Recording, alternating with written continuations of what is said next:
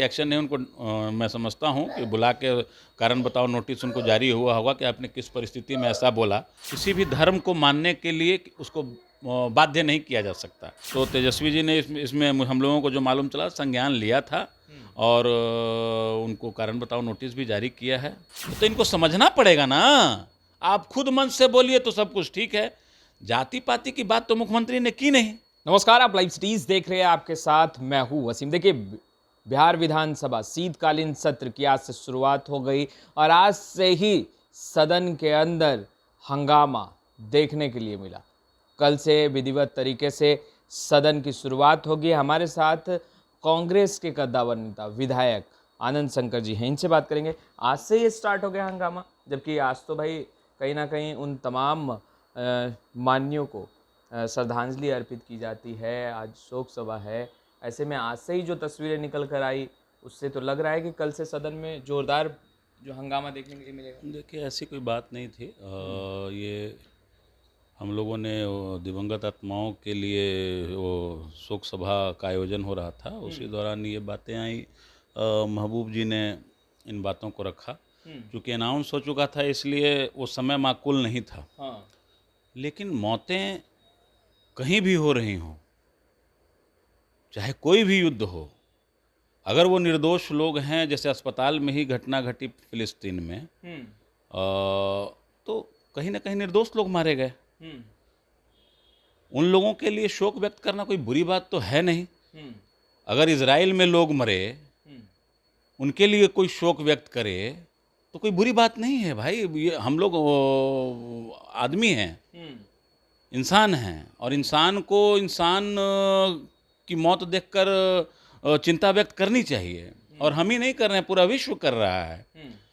तो शोक व्यक्त होना चाहिए, लेकिन उस समय माकूल नहीं था, क्योंकि शोक सभा का अध्यक्ष जी ने अनाउंस कर दिया कि 1 मिनट का हम लोग मौन धारण करेंगे। उस समय ये बातें आई, तो जिसको लेके हंगामा मचा, ऐसी कोई बात और थी नहीं। पर कल से सत्र की जब शुरुआत होगी, तब बीजेपी भी कमर कस चुकी है। कई मुद्दे हैं, जातीय आधारित जनगणना का मुद्दा है, बीपीएससी शिक्षक बहाली जो भर्ती प्रक्रिया अभी हुई है उसमें गड़बड़ी का मुद्दा बीजेपी बोल रही है कि वो उठाएगी। तो आपको नहीं लगता कि कल से जो सदन चलेगा वो काफ़ी गर्माहट वाला होगा? देखिए, बीजेपी का तो काम ही है, बिहार अगर प्रगति के पथ पर आगे बढ़ रहा हो तो उसको कैसे रोका जाए। इतने सारे बेरोजगार युवाओं को सरकार ने रोजगार उपलब्ध कराया, एक बहुत बड़ा आयोजन हुआ जिसके थ्रू लोगों को सर्टिफिकेट दिए गए, नियोजन पत्र दिया गया।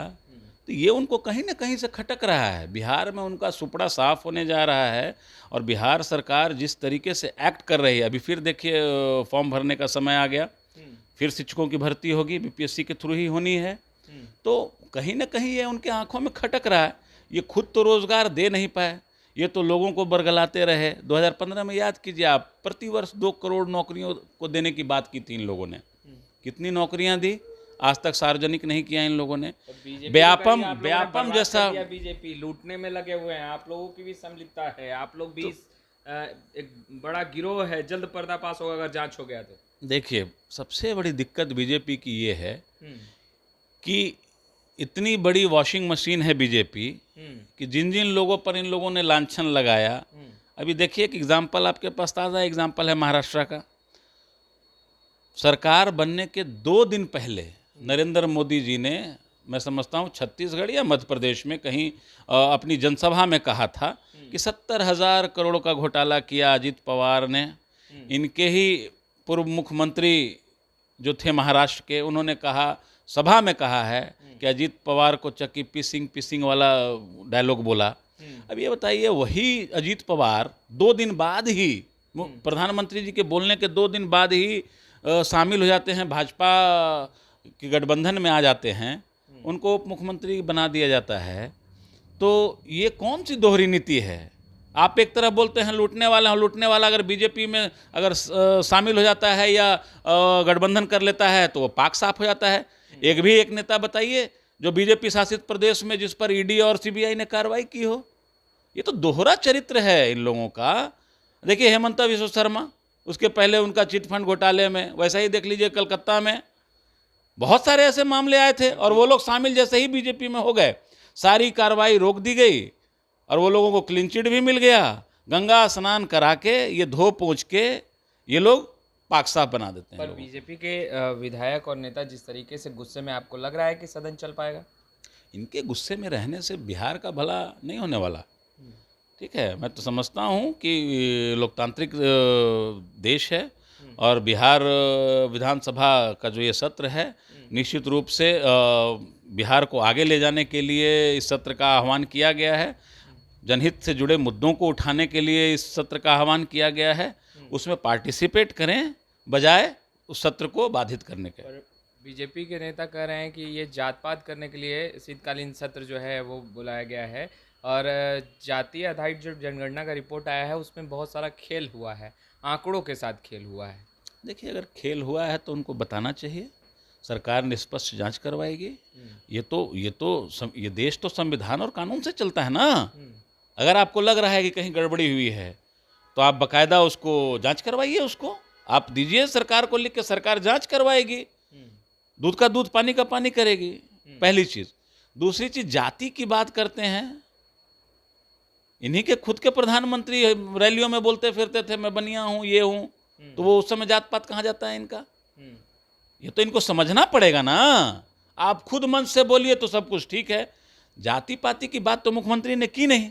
मुख्यमंत्री जी ने तो कहा कि जो आर्थिक सर्वेक्षण करा रहे हैं और जो भी लोग आर्थिक रूप से पिछड़े हैं, गरीब हैं, वैसे लोगों का सर्वेक्षण करा के उनके लायक जो योजनाएं होंगी उनको हम लोग फलीभूत करेंगे। ये तो मुख्यमंत्री जी की सोच है। आरक्षण का क्या दायरा बढ़ाया जाएगा? जो भी सत्र की शुरुआत हुई है शीतकालीन, देखिए, इस बारे में कोई हम लोगों को नॉलेज नहीं है और अगर कुछ ऐसा डिसीजन लेते हैं तो मुख्यमंत्री जी वो इसकी तो चर्चा होनी चाहिए, होगी विधानसभा में, और चर्चा होगी तो हम सभी लोगों को मालूम चलेगा। अच्छा, राजद के विधायक जिस तरीके से धार्मिक चीज़ों को लेकर के लगातार बयान देते नज़र आ रहे हैं, इससे पहले भी दिया था और अब भी फतेह बहादुर जी दे रहे हैं जो बयान, आपने तो सुना ही होगा। क्या लग रहा है कि उचित है इस तरीके का बयान देना? देखिए, कहीं ना कहीं देखिए, मैं समझता हूँ कि इस तरीके की जो बातें हैं उनसे परहेज करना चाहिए। चाहे वो कोई भी जनप्रतिनिधि हो, किसी भी जनप्रतिनिधि को या आम इंसान को किसी के धार्मिक भावना को ठेस पहुंचाने का हक नहीं है। पहले चंद्रशेखर, अब फतेह बहादुर, जो राजद के आला कमान है उस पर कोई एक्शन लेते दिख नहीं रहे हैं। क्या लग रहा है, क्या इसके पीछे की मानसिकता क्या है? देखिए, एक्शन लेना तो लेंगे ही, ऐसा नहीं है कि एक्शन नहीं। उनको मैं समझता हूँ कि बुला के कारण बताओ नोटिस उनको जारी हुआ होगा कि आपने किस परिस्थिति में ऐसा बोला। देखिए, इस देश में हर एक इंडिविजुअल को अपने हिसाब से चलने का अधिकार है और किसी भी धर्म को मानने के लिए उसको बाध्य नहीं किया जा सकता। जो जिस धर्म को मानता है उसको आज़ादी है उस धर्म को मानने की, और कोई भी व्यक्ति अगर किसी भी धर्म पर टिप्पणी करता है तो कहीं ना कहीं धार्मिक भावना को ठेस पहुंचाता है। ये किसी को भी अधिकार नहीं मिला हुआ है। आपको लगता है कार्रवाई होनी चाहिए? कार्रवाई होगी? निश्चित रूप से कारण बताओ नोटिस जारी किया होगा। अब चूंकि आरजेडी की बात है तो तेजस्वी जी ने इसमें हम लोगों को जो मालूम चला संज्ञान लिया था और उनको कारण बताओ नोटिस भी जारी किया है। मैं समझता हूँ आगे आने वाले समय में इस तरीके के बयान नहीं आएंगे। तो आपने सुना, स्पष्ट रूप से आनंद शंकर जी कहते नज़र आ रहे हैं कि बेशक सदन जो है वो जनता के जनहित के मुद्दों के लिए बुलाया गया है, मगर आज से ही जो गर्माहट देखने के लिए मिली है, अब देखने वाली बात यह है कि कल जब इसकी विधिवत शुरुआत होगी तो सदन के अंदर क्या कुछ हंगामा देखने के लिए मिलेगा। खैर, स्टूडियो में इतना ही। आपका बहुत बहुत शुक्रिया।